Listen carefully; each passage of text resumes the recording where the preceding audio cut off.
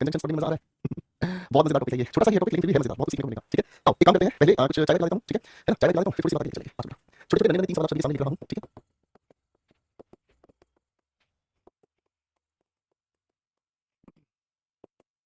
Button लिखा है भाई। ठीक है, उसको थोड़ा सा ध्यान से पढ़ने की कोशिश कीजिएगा। ठीक है,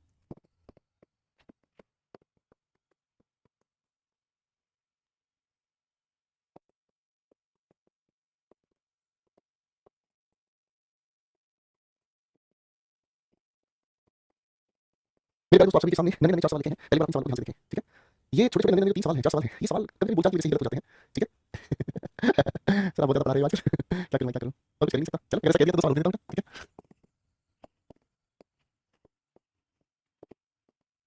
चलो भाई ऐसा कहते हैं तो फिर क्वेश्चन थोड़ा सा और बढ़ा देना चाहिए।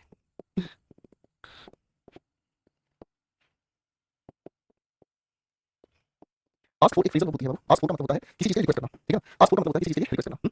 देखो भाई, अभी क्वेश्चन थोड़ा सा ध्यान से समझना। ठीक है, इन क्वेश्चन के पीछे छोटे छोटे लॉजिक्स हैं, ध्यान से समझना भाई। पहला जो लॉजिक है ना, ध्यान से समझने की कोशिश करना। जब भी हम एज वेल एज की बात करते हैं, या फिर एज गुड एज की बात करते हैं, या फिर हम बात करते हैं एज मच एज की, या फिर हम बात करते हैं एज मेनी एज की। ठीक है, तो आप इस बात को बड़े प्यार से समझने की कोशिश कर चुके हैं पहले से ही। ये जो पहला एज लिखा है ये एडवर्ब है, ये मैंने पॉजिटिव डिग्री है, और ये जो दूसरा जो लिखा हुआ एज है ये कंजंक्शन है। और ये पूरी की पूरी जो बात लिखी हुई है ना दोस्तों, ये अपने आप में कंजंक्शन से जुड़ी हुई है। लेकिन ये कौन सी कंजंक्शन है जो कंपैरिजन करने की कोशिश करती है और किसी चीज को बराबर बना देती है, यानी कि जितना कोई उतना ही कोई दूसरा। ठीक है ना, इस बारे में आप पढ़ चुके हैं दोस्तों। एक एग्जांपल से इसको समझाता हूं। प्रोनाउन में भी आपके सामने ये चीज आई थी, मैं आपके सामने कहता हूं I as well as she am doing this work. मेरे बच्चों एक बार आपको बस प्रोनाउन वाला टॉपिक अपना निकाल के देखना है, और प्रोनाउन वाले टॉपिक में आपको ये सारी बातें दिल से प्यार से बहुत ही खुशी से समझ आ जाएगी। बेटा वो वर्क लिखा है कोड में। ठीक है, तो आप इस बात को थोड़ा सा ध्यान से देखेंगे तो एज वेल एज कंपैरिजन करने की कोशिश करता है, यानी कि जितना ये लिखा आई उतना ही लिखा शी, दोनों के दोनों बराबर है। ठीक है ना, इसीलिए सब्जेक्ट केस का कंपैरिजन सब्जेक्ट केस से किया। अरे भाई बोलो हां, अब इस सब्जेक्ट केस के अनुसार यानी जो पहले आया उसी के अनुसार ये हेल्पिंग वर्ब हम लोगों ने यहां पर यूज की है। ठीक है, उसी के अनुसार ये हेल्पिंग वर्ब हमने यहां पर यूज की है। ठीक है, आप इसी लिखे हुए सेंटेंस को ऐसे लिख सकते हैं, I am doing this work as well as she. Right होगा, ओके भाई। है ना, अब देखो यहां से कॉन्सेप्ट क्या बनता है, आपको जब दो इंडिपेंडेंट सब्जेक्ट केसेस को जोड़ने का ये चुपचाप से काम कर चुका है, तो सर असली कॉन्सेप्ट क्या होगा सर, बोथ के साथ हम लोगों को जब भी दो का जिक्र करना होता है, चुनो के पापा ध्यान से देखो भाई, जब भी हमें बोथ के साथ जिक्र करना होता है तो हम इस बोथ के साथ किसका पेयर बनाकर चलते हैं, हमेशा एंड का पेयर बनाकर चलते हैं। ठीक है, कभी कभी हमारे सामने इन्हीं की जगह इनमें से कोई भी शब्द देखने को मिल जाता है। ठीक है ना, कभी कभी और कभी कभी एल्स हमें देखने को मिल जाता है, या फिर कभी कभी हम लोगों को एज वेल एज यानी कि इनमें से किसी शब्द का जिक्र देखने को मिल जाता है। तो सारे अंधे बच्चे हैं। ठीक है, ओके ठीक है। तो अगर ये वाली बात मेरे बच्चों को समझ आ रही है तो क्या होगा, दे बॉट बोथ, इस बोथ के दोनों ही चीजें खरीदी हैं। तो जब दोनों चीजें खरीदी हैं, एक चीज ये होगी भाई, दूसरी चीज ये होगी एज वेल एज कंपैरिजन की बात करता है, तो बोथ के साथ किसका पेयर बनाएंगे हम, एंड का पेयर बनाएंगे। ठीक है,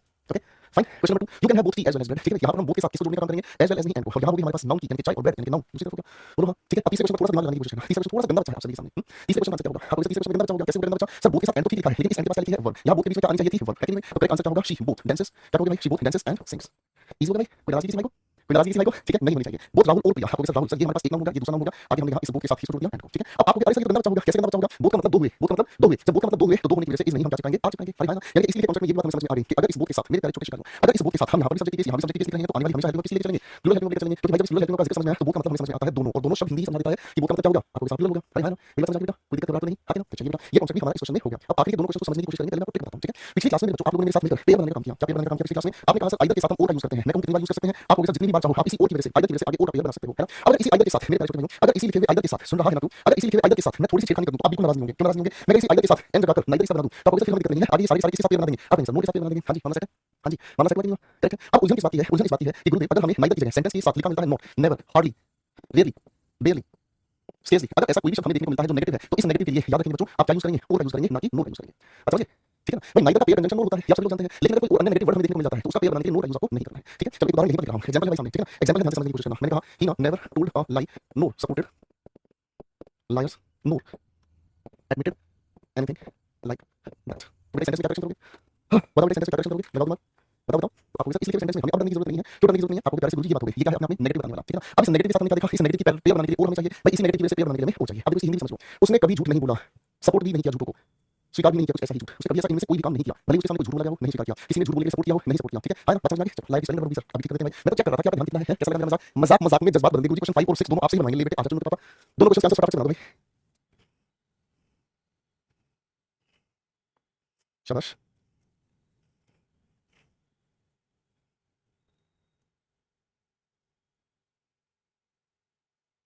आगे दोस्तों, आगे दोस्तों, इन दोनों क्वेश्चन आंसर बिल्कुल चुटकी में बने हैं भाई। नीदर का पेयर बनाने के लिए हमें यहाँ पर नो लिखना है, यहाँ नो पहले से ही ठीक है, कोई दिक्कत नहीं है। आया ना, आगे हम देखने का काम करते हैं, शी डज नॉट, नेगेटिव के लिए नोट का हमने यूज किया है, तो बेटा यहाँ नो नहीं, हमें पेयर बनाने के लिए और का ही प्रयोग करना पड़ेगा। ठीक है ना, इजी हो गया। आगे ना, अभी बेटा इस बात के लिए थोड़े से बच्चे कंफ्यूज हो गए, कह रहे हैं कि सर इस क्वेश्चन नंबर 5 में हम इस हिंदू सब्जेक्ट के पास नहीं लेकर आएंगे। अरे बहुत ध्यान से देखो, देखो यहाँ नो के साथ क्या लिखा है, क्या लिखा है, अबे साक्षी नहीं लिखा, नाउन लिखा है।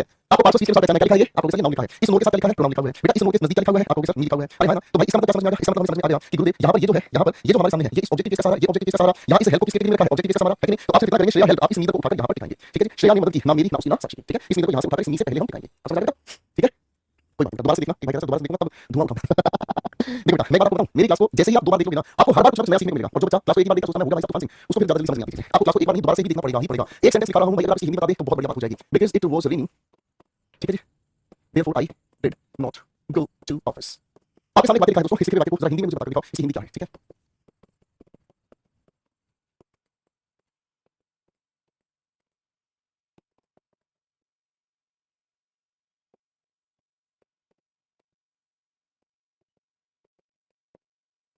प्रॉपर्टी लिखा है वाक्य में। हाँ, पहले लिखे सेंटेंस को मुझे ध्यान से बता कर दिखाइए। पहले सेंटेंस की हिंदी आप मुझे बताओगे फटाफट से। चलो पहले सेंटेंस की हिंदी बताइए, बच्चों आपको कुछ नहीं करना है।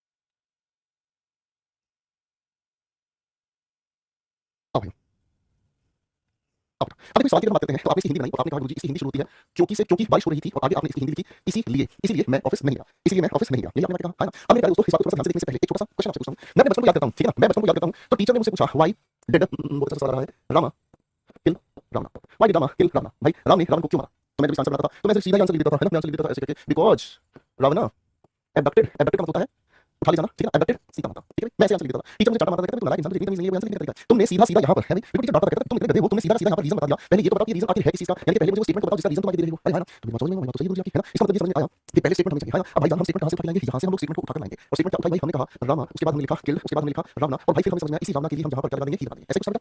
अरे बोलो हाँ ऐसा कुछ था, है ना, यानी कि हमें पहले ये तो पता चले मेरे प्यारे दोस्तों, पहले हमें ये तो पता चले हम कारण किसी से बता रहे हैं, ठीक है ना, स्टेटमेंट तो पहले वो है ना, तो इसका मतलब मुझे ये समझ में आता है कि पहले स्टेटमेंट अगर हम लिखकर देखें मेरे प्यारे दोस्तों, अगर इस लिखी हुई बातचीत को लेडीज एंड जेंटलमैन, अगर इस लिखी हुई बातचीत को मैं पहले लिखूं, है ना भाई, और इस लिखी हुई बातचीत को मैं आप सभी के सामने बाद में लिखूं, तो बेटा आप मुझे बताओगे इस लिखी हुई सेंटेंस में कोई परेशानी है क्या? बताना।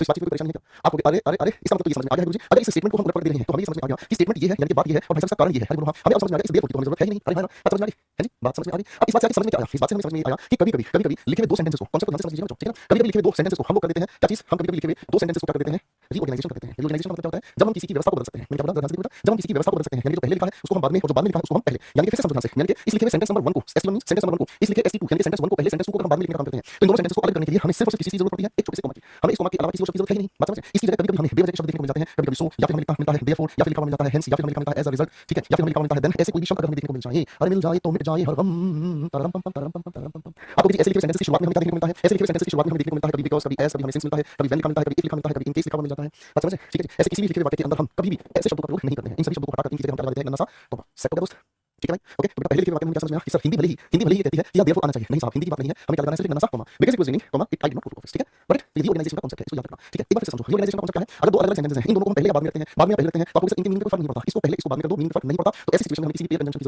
जरूरत ही नहीं है, ठीक है। क्वेश्चन नंबर 2 की बात करेंगे, as it was a holiday, क्योंकि छुट्टी थी, कॉमा लगा दिया, रमन मूवी देखने चला गया, सेट है ना। नेक्स्ट क्वेश्चन आते हैं, सब लिखा है क्योंकि करण लंदन चला गया, सारी प्रॉपर्टी बेसिकली बेटा इसकी हमें जरूरत नहीं है, लगा दो कॉमा, समझने के लिए सेंटेंस को यूज कर लो। Karan sold his property since he migrated to London, ठीक है। अगले क्वेश्चन पर ध्यान से देखना, हिंदी में जल्दी समझ में आएगी, हिंदी में निकाली क्या चीज, अगर वह मुझे बुलाती है तो यहाँ आप क्या कहोगे, तो मैं उसकी मदद करूंगा। आपको दोनों को यूनाइज करके देखें, यूनाइज करके देखिए, आपने कहा I will help her if she calls me, यही तो कहोगे बेटा। तो ऐसी सिचुएशन में क्या होगा, आप समझ गए होना क्या है, बात बिल्कुल सीधी है, इस देन की जरूरत नहीं है, तो की हिंदी में भले ही जरूरत पड़ती है, इस देन को हटा कर लगा देंगे दोस्तों, हम एक छोटा सा नन्हा सा प्यारा सा कॉमा लगा देंगे, ठीक है भाई। ना ना ना कोई नाराज नहीं है भाई, मेरा नाम ले लो, नाराज होगा, क्यों नाराज हो भाई, अपन कोई नाराज नहीं भाई, अपन बिंदास होकर पढ़ाएंगे भाई, पढ़ाने के लिए पढ़ा के जाएंगे, दिल लगाने के लिए दिल लगा जाएंगे भाई, ठीक है भाई। तो टेंशन नहीं लेना बिल्कुल, चलो भाई चलो भाई, ध्यान से देखिए फटाफट से, नाइस नाइस नाइस, चलो हो गया। चलो दूसरा सवाल देता हूं, फिर से दूसरा क्वेश्चन दे दो, भाई क्या बात कर दी आपने।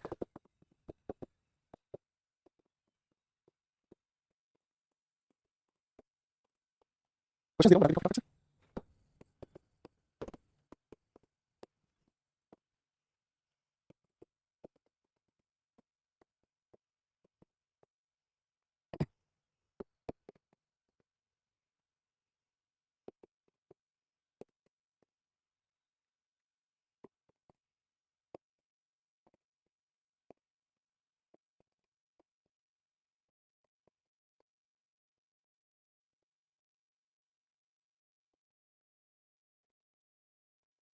चलो भाई, थोड़े सवालों में और गुस्ताखियां आप सभी के सामने है, ठीक है, थोड़ी सी गुस्ताखियां और आप लोगों के सामने है।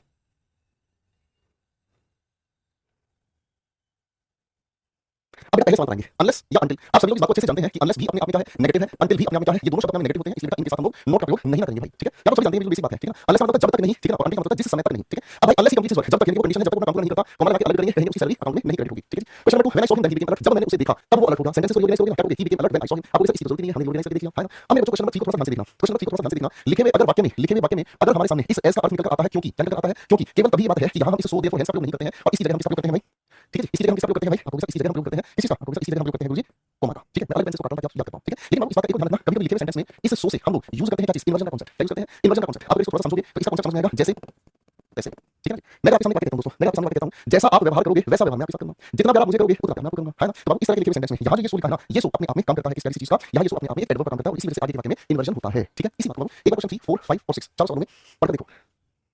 ठीक है,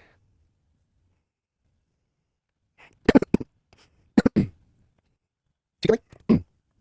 अब मेरे को ध्यान से समझो इस कहानी को और मजे से सीखो। जब आप इस कहानी को ध्यान से पढ़ोगे तो आपको ये समझ में आएगा, जैसा बीज बोगे वैसा ही फल पाओगे। ये सो अपने आप में एडवर्ब है, इन्वर्जन होने की वजह से आपको यहाँ की हेल्पिंग वर्ब आनी चाहिए, ऐसा नहीं है बेटा। यहाँ एक्शन अलग है, यहाँ एक्शन अलग है, तो अलग एक्शन की वजह से ये हेल्पिंग वर्ब, ये सब्जेक्ट, ये मेन वर्ब, कुल मिलाकर ये अपने आप में क्या चीज समझा रहा है, इन्वर्जन समझा रहा है। क्या समझा रहा है, ये अपने आप में इन्वर्जन समझा रहा है। करेक्ट होगा भाई, फाइन। क्वेश्चन नंबर 4 पर as he does to me, जैसा उसने मेरे साथ किया वैसा ही मैं उसके साथ करूंगा। आपको बिल्कुल ऊपर वाला कॉन्सेप्ट है, ये एज एडवर्ब है, ये सो एडवर्ब है, ये हेल्पिंग वर्ब, ये सब्जेक्ट, ये मेन वर्ब, कुल मिलाकर जैसा वह मेरे साथ करता है वैसा ही मैं उसके साथ करूंगा। ठीक है फाइन। इस एज को हम ध्यान से समझेंगे भाई, इस एज को हम ध्यान से समझेंगे तो इस एज का मतलब हमें समझ में आया जैसे ही, इसका अर्थ हमें क्या समझ में आया, जैसे ही। देखो बेटा, इस एज का अगला मीनिंग मैं आपको समझा रहा हूं, इस एज का अगला मीनिंग हमें समझ में आया क्या चीज, इस एज का अगला मीनिंग हमें समझ में आया कि इसकी हिंदी निकल कर आती है क्या चीज, जैसे ही। ये हमें बताता है किसके बारे में, टाइम के बारे में। देखो सिचुएशन को समझना, जैसे ही आप घर में घुसे आपका छोटा भाई रोने लग गया। अब इसका मतलब क्या हुआ, इसका मतलब ये हुआ कि जैसे ही आपने घर में कदम रखा, आप उस समय की बात कर रहे हो, आप उस समय की बात कर रहे हो, जैसे ही आपने घर में कदम रखा छोटा भाई रोने लग गया। तो यहाँ इस एज का मतलब क्या हुआ, समय बताता है जैसे ही। इसको अलग करने के लिए हमें किसी चीज को भाई कोमा की, तो जैसे ही उसने घर में कदम रखा क्या हुआ, उसने मुझे देखा। ठीक है, इस एज के तीन कॉन्सेप्ट, तीन मैंने सामने लिख दिए भाई। ठीक है, इस एज के तीन कॉन्सेप्ट, तीन मैंने आपके सामने लिख दिए, ध्यान रखना बेटा। ठीक है, अब छठे क्वेश्चन में ध्यान से सोचिए, बताओ ये छठा क्वेश्चन क्या बता रहा है, बताओ भाई। तो आप कहोगे सर यहाँ पे ये कारण बता रहा है, कारण बताने के लिए बात ये कह रहा है क्योंकि मैं खुश था इसलिए मैं उस नॉनसेंस पर ध्यान नहीं देना चाहता था। बात खत्म। ठीक है, सेट हो गया, अरे भाई करेक्ट हो गया। ओके बेटा, ये वाली जो प्यारी बातें हैं ना, ये जो प्यारी बातें हैं ना, इन प्यारी बातों को ध्यान से बेटा अलग से लिख लेना। ठीक है, साथी जैसे आप इतने सुंदर सुंदर लिखे बोर्ड पर, लगता है कि यही नोट्स ऐसे ही हमें भी लिखना है। आपकी चॉइस है बेटा, लिखा करो। ठीक है, चलो भाई कॉन्सेप्ट समझ आया बेटा। अब एक सवाल ही लिखूंगा बोर्ड पर, ठीक है ना, एक ही सवाल लिखूंगा। The reason why Salim did not marry Anarkali was because Akbar loved her as well. As well मतलब ठीक उसी तरह से। अनारकली डिस्को चली चली चली डिस्को चली। बताओ भाई, अनारकली को चला लेते हैं डिस्को में और जल्दी से आप अपने काम में किस तरह।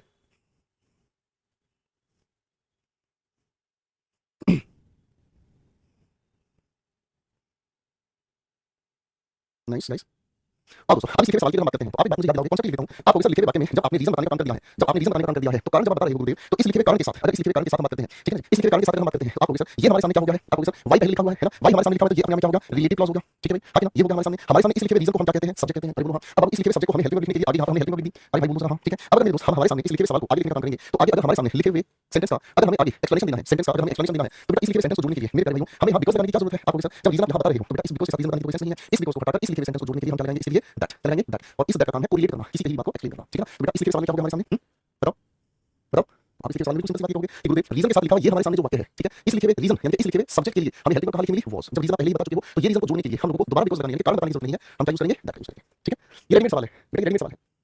ठीक है, ये रेडीमेड सवाल पेपर में बार बार पूछा जाता है। एक सवाल दे दो भाई, एक सवाल दे दो। The reason he was absent was since he was not in Ambala। लो भाई इस क्वेश्चन का आंसर बना दो, इस क्वेश्चन का आंसर बना दो भाई। इस क्वेश्चन का आंसर कैसे बनाओगे, आप तो दिमाग लगाओगे। चली चली डिस्को चली अनारकली डिस्को चली। तो बेटा बिल्कुल सिंपल आंसर बना दिया आपने, ऊपर वाले क्वेश्चन की तरह से इसको फिर से वेरीफाई किया। रीजन सब्जेक्ट है, ये इसकी हमारे सामने क्या है, हेल्पिंग वर्ब कह लो, मेन वर्ब कह लो, जहां से हम सेंटेंस को जोड़ने का काम करेंगे। जब रीजन यहाँ बताया ही गया है तो हम इसे लेकर लगा देंगे दैट। और ये है हमारे सामने पहला सेंटेंस। ठीक है भाई, ओके लो भाई।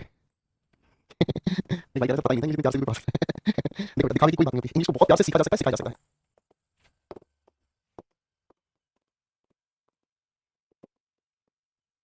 तो सवाल को ध्यान से बनाने की कोशिश करना। क्वेश्चन पढ़ के ध्यान से बनाने की कोशिश।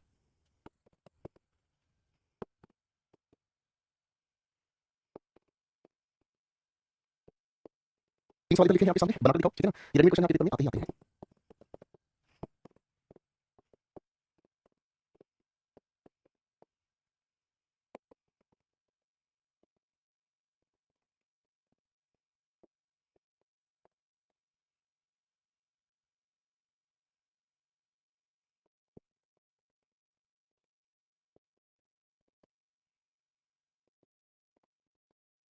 तीसरा सेंटेंस आप सभी गर्लफ्रेंड्स के लिए लिखा है। चलिए भाई, 6 सेंटेंस लिखे हैं आप सभी के लिए।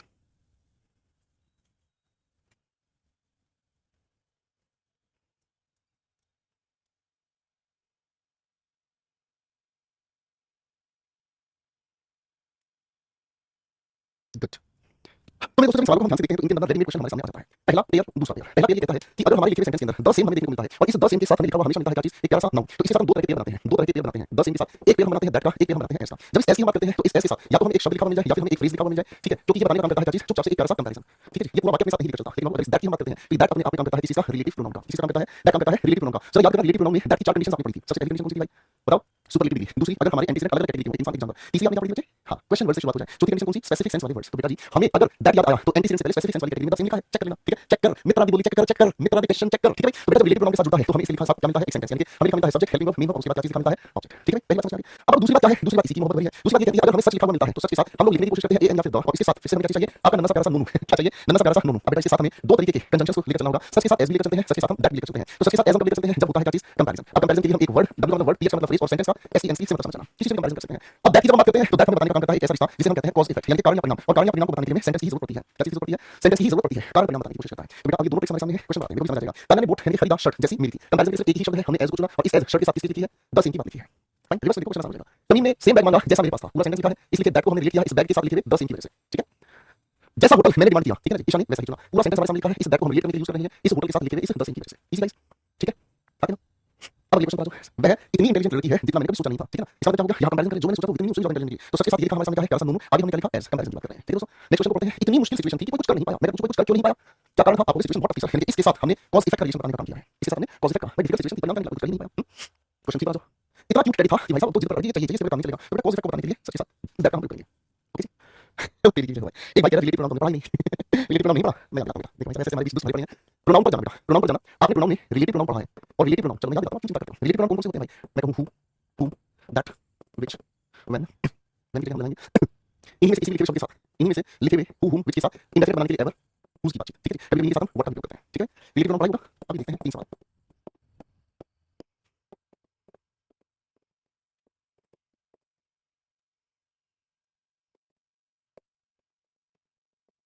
तीन सवाल बना के रिलेटिव प्रोनाउन डिवाइस कर लेना भाई, ठीक है? पता है मुझे, मेरा रीजन के साथ सब कुछ लाइफ में मिल जाते हैं, है ना? बिना रीजन के चाहते हो, कॉल के बाद एंटीसीडेंट यहाँ पर नहीं है। इस बुलाओगे इंसान को, आपने सब्जेक्ट, इस वर्ग का सब्जेक्ट क्योंकि कोई एंटीसीडेंट नहीं है, तो आपने कहा whoever, ठीक है? वी करनी है वो शब्द जो भी तुम्हें पसंद हो, तो भाई साहब व्हिच यू लाइक, ठीक है ना? I know him she supports, मैं जानता हूँ डिफरेंट सब्जेक्ट होने की वजह से आपने कहा whom कहा, ठीक है भाई? इसी तरह रिलेटिव प्रोनाउन की बात करेंगे हम, रिवाइज करेंगे आज क्लास खत्म होने के बाद। तो जो भाई रिवाइज नहीं करेंगे सब गंदा बच्चा है भाई, जो रिवाइज नहीं करेगा आज से वो गंदा बच्चा है भाई, ठीक है भाई? चलिए, वर्ड का यूज नहीं सिखाया था सर, हम बता देते हैं भाई।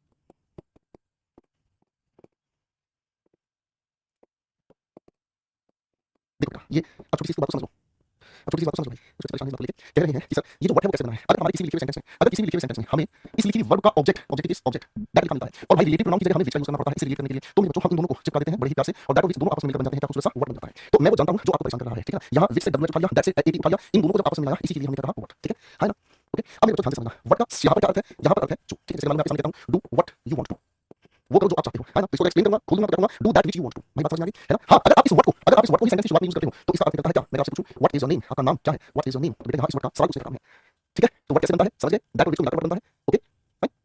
भाई जितना रिलेटिव प्रोनाउन जब आपको पढ़ाया तो उस समय आपको बताया भी था कि जो रिलेटिव प्रोनाउन इसी को रिलेटिव कंजंक्शन भी कहते हैं और जिस वाक्य के साथ ये जुड़ता है उसी को हम रिलेटिव क्लॉज के नाम से जानते हैं, याद है बेटा? चलो सर को मत पढ़ाइए, क्यों नहीं पढ़ना चाहते तुम, क्यों नाराज हो यार? बताओ, एक घंटा नहीं हुआ नाराज होने के, ऐसे मत करो यार। आज का दिन कितना प्यारा है पता है आपको? आज का दिन इतना ज्यादा प्यारा है कि मैं आज आप लोगों को ये चीज भी बताने वाला हूं, लाइक वर्सेस एज का फर्क क्या होता है। आज आप लोगों को इसका फर्क भी बताने वाला हूं। आपको लग रहा है चीजें आसान है, चीजें बहुत प्यारी है भाई। लाइक आज आपकी लाइक का मैं बिल्कुल आज आपकी लाइक और एज के बीच का डिफरेंस आपको बताऊंगा भाई, बताऊं भाई?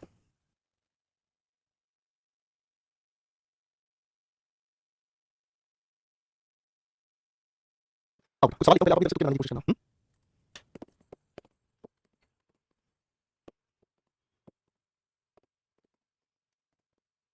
सवाल लिख रहा हूं, लिखे सवाल को थोड़ा सा दिमाग लगाने की कोशिश करो, फिर इनका डिफरेंस बताओ, क्लास को देंगे, ठीक है भाई?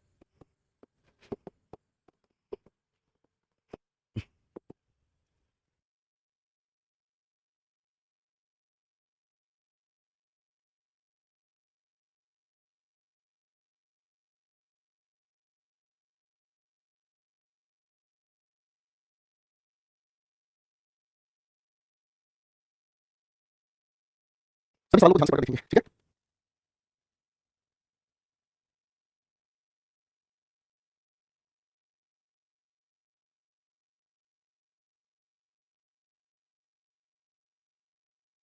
देखो बेटा, आखिरी बात करेंगे क्लास को रोकेंगे, टेंशन नहीं लेना है, ठीक है? देखो जो इस लाइक से हम बहुत पहले परिचित हैं, ठीक है ना? यहाँ एक हैशटैग लगा लो, इस पे क्लिक करोगे जैसे ही आप लोग तो प्रोनाउन में पहुंच जाओगे। प्रोनाउन जब आपको पढ़ाया था ना तब वहां पर इस लाइक के बारे में आपको बताया था, कैसे बताया था दोस्तों? ध्यान से देखो बेटा, हमने समझा था कि लाइक अपने आप में एक प्रेपोजिशन होती है, इसलिए इसके बाद हम हमेशा ऑब्जेक्ट के यूज करते हैं। ऑब्जेक्ट के लिए चाहे एक शब्द हो चाहे एक फ्रेज हो, पर हमें अच्छे से पता चल गई क्या चीज, इसके बाद सेंटेंस नहीं आ सकता। इजी सेंटेंस नहीं आ सकता, क्योंकि सेंटेंस लगाएगा तो फिर ये प्रेपोजिशन कैसे हो सकता है? याद है भाई? चलो सेंटेंस लिखता हूं दोस्त, देखो ध्यान से। मैंने कहा he like, I have done it, बेटा इसको लिखा करके, डिवाइस को करके